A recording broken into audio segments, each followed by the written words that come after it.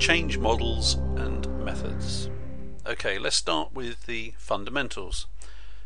Before proceeding with a proposed change initiative, you need to have clarity with regard to the organisational need for the change, the specifics of what will change, and the benefits of the change, and finally the impacts of the change. Now, change is a messy business and it's fraught with complexity and many things that can and usually do go wrong.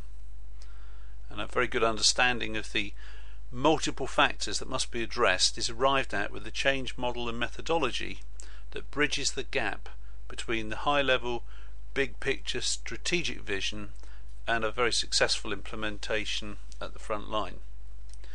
Now, there are a number of change models that are popular and frequently used. And popular models include John Kotter's 8-step change model and the Prosky ADKAR change model. And these and other models have great merit, and they do provide a structured focus to the management of a change initiative. But the reality is there is no perfect model.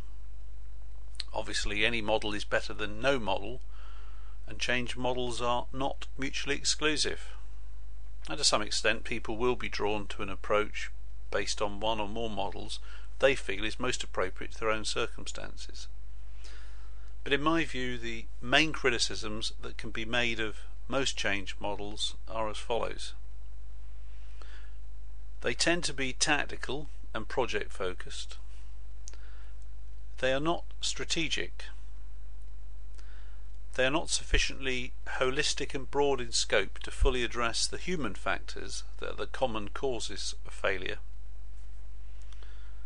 And in a sense, that the difficulty with change models overall is that they tend to cover one major aspect or dimension of the totality of what is involved. And that, of course, does not invalidate any specific model or methodology, but it does leave gaps.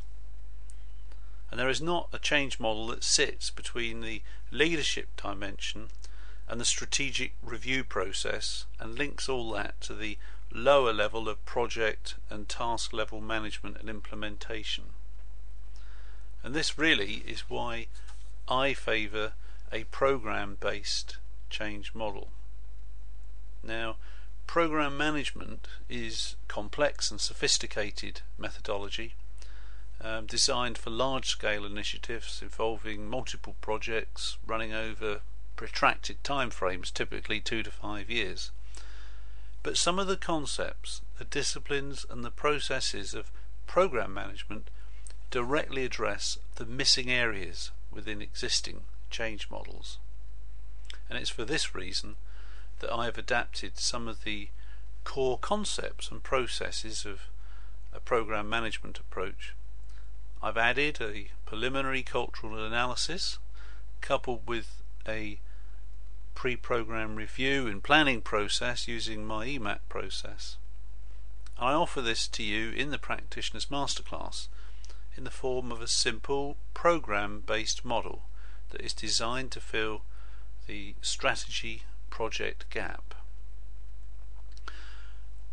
Also in the Practitioner's Masterclass, I show you how all of the change models discussed can be integrated within a composite model, or to put it simply, how they all hang together. I will leave you to consider these simple yet foundational questions that underpin your whole approach to your change initiative. Here are the questions. Why am I doing this? How is it going to benefit the organisation? How is it going to be different when I've made the change? How will I know it has benefited the organisation? Who is it going to affect? And how are they likely to react? What can I do to help them accept it and get them on side?